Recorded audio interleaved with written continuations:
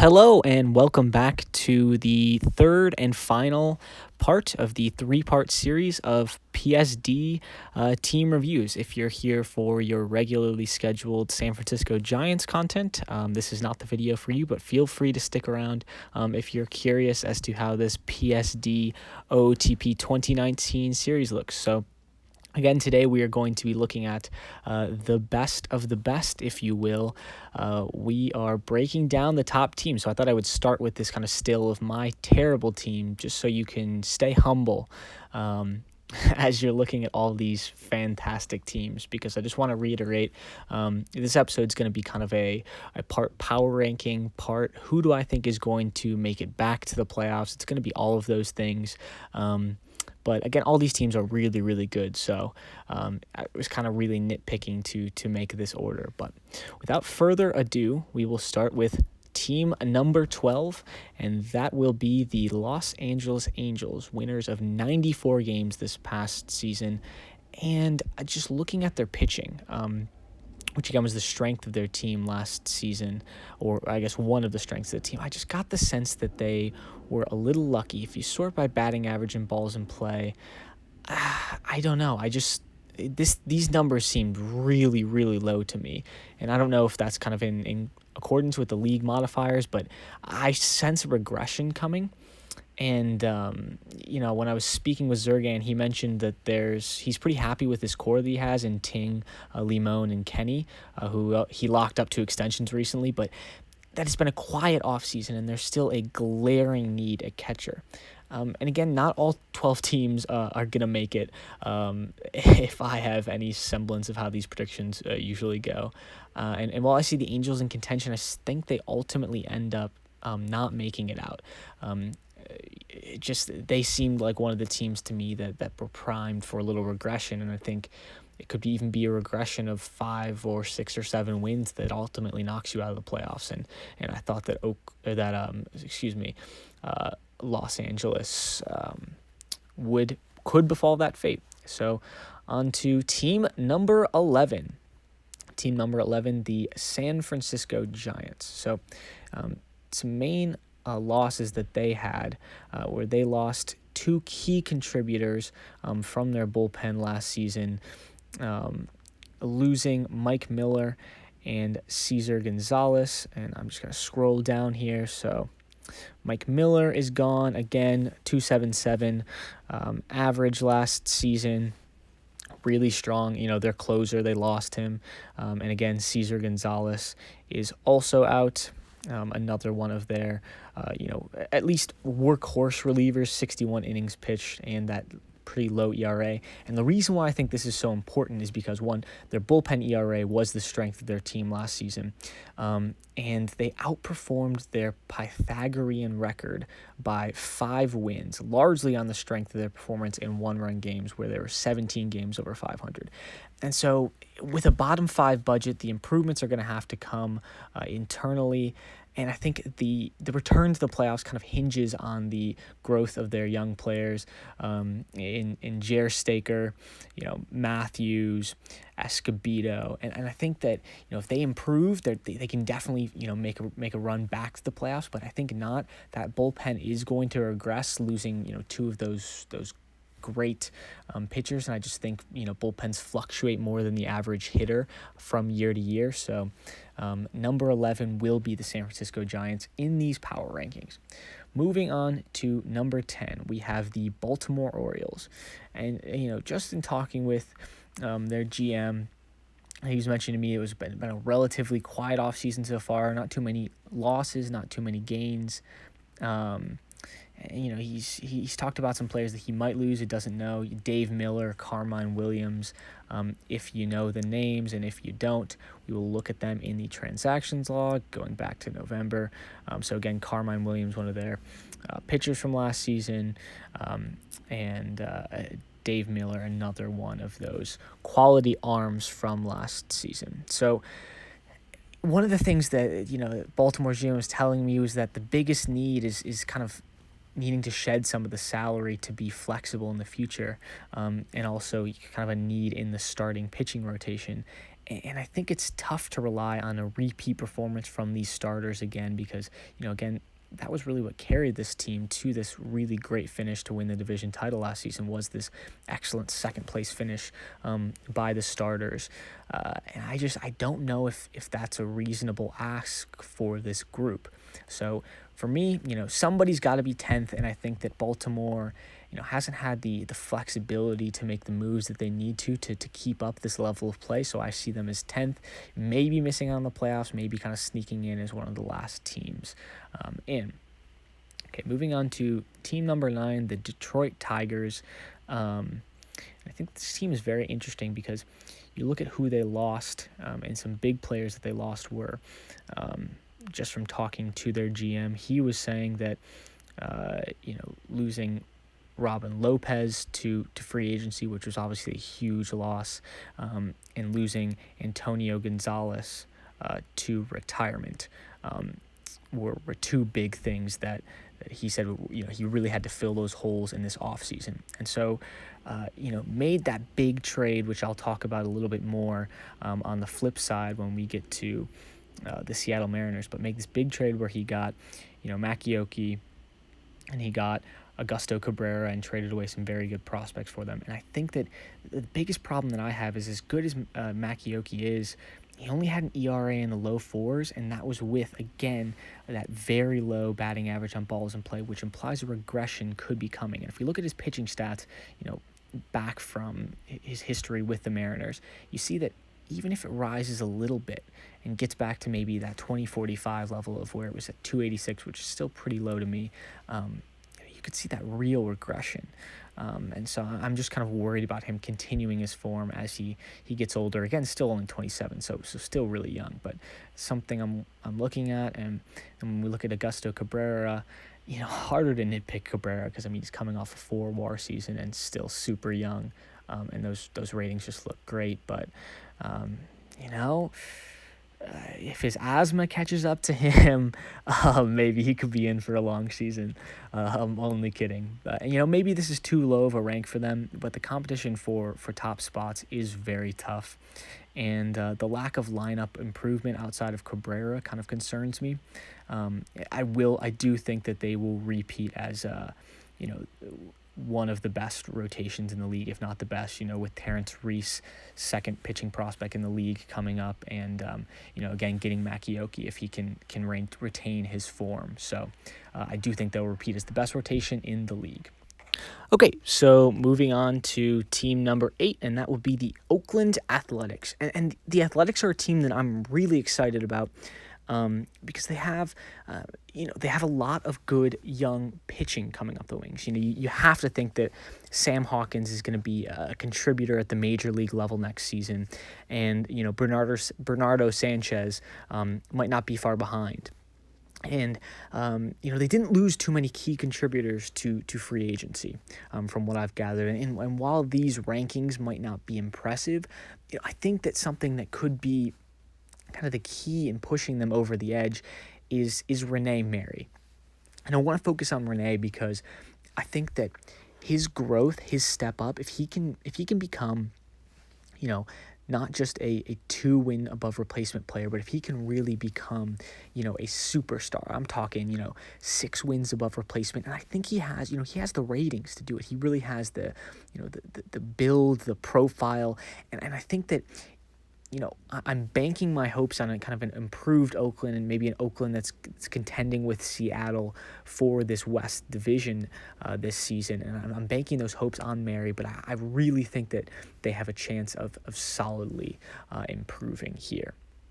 Okay, so moving on to team number 7, and that would be the Chicago Cubs. And so in just talking, with their general manager, he was telling me that last season the offense was the worst he's ever had in the PSD, end quote. And, signed Ruben Lopez, which obviously is a massive signing, huge bat to add to the order, but still kind of worried about his depth. And if you just cursorily look through the depth pieces. Some of them obviously really good. This is, again, still a really good team, but needs to improve that depth, to improve on this, 15th batting average in the National League, 10th runs scored, not an impressive offense. And again, not a lot of prospects. Basically no prospects. I think they're the worst ranked team in the minor league system rankings. And to me, more than anything, and I know their general manager is not concerned with the lack of prospects, but for me, it's, no reinforcements coming is a red flag to me, because you don't have tradable assets that won't hurt your major league team in the process. If the Cubs decide, they're in contention at the deadline and they need to move something, it's going to be tougher because they're going to have to give up a big piece of the major league team in order to get anything valuable in return. And I think that just looking at the free agent market and seeing that there's not a ton out there, obviously still some pieces, that's my biggest concern with the Cubs. Is I think that maybe they can run this back, have a great rotation again, and kind of ride it to success. But if they do end up needing that piece, they're not going to have the assets available to trade, and that's kind of why they're here at 7 to me, even though they might be a better team than that. Because if they struggle out of the gate, if there's any problems, there's not the resources there to fix the problem. Okay, moving on to team number 6. We're going to be looking at the Philadelphia Phillies in the same division. And again, the strength of this team is their young hitting. You really got a lot of young bats. Can see, a lot of growth, not a ton of regression. I mean, you look at all these guys, they're all under the age of 30. And what they really need to add, and this was, the case when I was talking with their GM as well, is a quality arm. They added Manny Bishop from Minnesota, and I think that's a great start. I think that gives them, maybe a 2B behind Anderson, or maybe even a 2A, depending on how he performs. But all the guys still have to put it together for a season, and this roster is lacking a true ace. And again, still the 6th-ranked team in the entire league, in my estimation, but it is going to be tough to kind of win in the playoffs and compete without that true ace. And I know that that's something that Phillies are looking to add. The Phillies want to add to improve that starter ERA, to improve the quality of the staff. But I think you're going to have a fantastic season from this young, loaded lineup, and I could see them, making a championship series appearance. Although I don't know if they have, again, that staff ace to make a World Series run. Okay, moving on to number 5, and this one might shock some people. I'm actually putting the Cardinals, who finished with the 2nd best record in the league last season, as my number 5 team. And just in talking with Mike, he was telling me that the biggest off-season departure that he had was Richards, who had, just from my memory, had a fantastic season with Mike. And yeah, Sean Richards, you can see, had a .374 batting average and just honestly killed it for what you might expect from his ratings. And lost to Hodge, and lost Daryl Thompson, which he anticipated, but still kind of contributes to what he says is his glaring weakness, which is the starting pitching. And that's honestly why I couldn't rank him higher than this, because I think that you can win a ton of games with your batting. And this is one of, if not the best lineups, probably behind the Reds in the entire league. And I don't know if there are the guys on the market to be able to fix that problem. And like with the Cubs, there are no reinforcements in the wings. So it's tougher to move forward with a weaker free agent class, because there really are no options. Unless you want to trade one of your good hitters away, there aren't a ton of options that won't sacrifice the quality on the major league level. So that's why I have the Cardinals ranked down here at number 5. At number 4, I have the Seattle Mariners, and their biggest move of the offseason was shipping away Cabrera and Makioki. But Spencer's confident he'll be able to replace them through free agency and through a guy that I'm infatuated with, Doug River Walderson, which is, got to be top 5 names in the league, if not one day a top 5 bats in the league. And so this is the top prospect he received in that trade of 2 key pieces from last season, and he looks inches away from contributing at the major league level. And so, for the Mariners at 95 wins, you're really looking to improve on the margins. And my initial assessment is that, this gamble might even pay off as soon as this season. And let's take a look at the scouting report, because River Walderson in November of 2049, his power rating was 48, and now we look, it's at 80. His power rating has gone up gone up from 48 to 80 in an off season, and I just expect him to rake out of the gate. His rating saw a huge jump from the start of the off season, and the Wall in Game of Thrones might be ancient history, but I think PSD's The Wall still has a lot of his story left to write. So River Walderson is somebody who I see as the X factor for the Mariners this season. And I think, if he has a successful rookie season right out of the gate, he can catapult them to that division crown that I know that they are so seeking. And they are the number 4 team in my rankings. And so moving into the top 3, we are going to go to the Boston Red Sox. The Boston Red Sox, on the surface, had some problems with their staff last season. But just in talking with Patrick, he's very confident. He thinks his team is healthy and looking good this year. And his big acquisitions, which aren't on this screen actually, but if you look here, were 2 relievers. And Navarrete, don't know how to pronounce that name, and Espinoza. And I think that this is key for 2 reasons. One, this bullpen ERA was the glaring weakness of the team.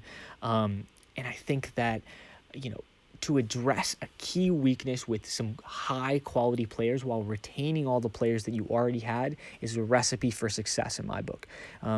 Patrick also said he's looking for another starter, and so I think for me, I'm comfortable putting the Red Sox up this high because they're making tangible moves to really go at that weakness, and they're not afraid to kind of spend up and get some of the best players available at the position to do so. And they have all the players from last season from this really high-powered offense. And so I think that they have the potential to be a well-rounded team that makes a run at it. But moving into the top 2, at number 2, we have the Vegas Blackjacks. And the Vegas Blackjacks are a team that I really, really love because even though they lost 14 wins above replacement this offseason, it was something that Will was very concerned about. Will has made moves to try and cope with that. So in signing Dusek, he said he was aiming to replace Coleman leaving last season, and has 2 major league prospects in Bonella and Vallejo that he thinks can contribute this season. So and I really like Chipperson Willoughby. I think he could make his way into the rotation this season if he develops a little bit more, if not the bullpen. And the acquisition of Dickerson in the offseason, he's hoping can contribute to the staff. And I really like the fact that this is a young team with, again, a lot of assets, because I think the biggest thing to think about when thinking about how teams will perform is if they don't perform like they want to out of the gate, what are their options to rectify that situation? And I think, with not only the Blackjacks' current roster, but with their treasure trove of prospects, if they are seeing something that's not working, they can immediately address that need. So I really like, this offense that's coming off, being probably one of, if not the best offenses in the league. And I know I keep saying that, but a lot of these teams are very good. And the ability to possibly have a couple guys that come in and step in and contribute to improve these rankings on the backside in the bullpen. So the final team, and this should come as no surprise to anyone, but the best team in the league, in my estimation, is the Cincinnati Reds. I mean, a lot of it's anchored off the back of Long Don Gustafson, and just there's probably one of the best players in the league's history. I mean, there's not too much to say that hasn't already been said about Cincinnati. I mean, when you have a guy that can single-handedly contribute for about 14 wins above replacement and cost only 1 roster spot, you know, there's not much you can do. I mean, there's no glaring holes that I really see. I mean, the big question mark is going to be, you know, this new acquisition of Lincoln Looper and how he'll fill the hole of Simmons, which I know was a big trade for the Reds. Again, Simmons leaving to Portland for Campion, and again, great prospect for the Reds in the future. But, you know, we will see how the Reds do this season. I can't with any good conscience justify putting them anywhere other than the best team in the league, because there are just no holes that I really see, or no meaningful holes in this roster.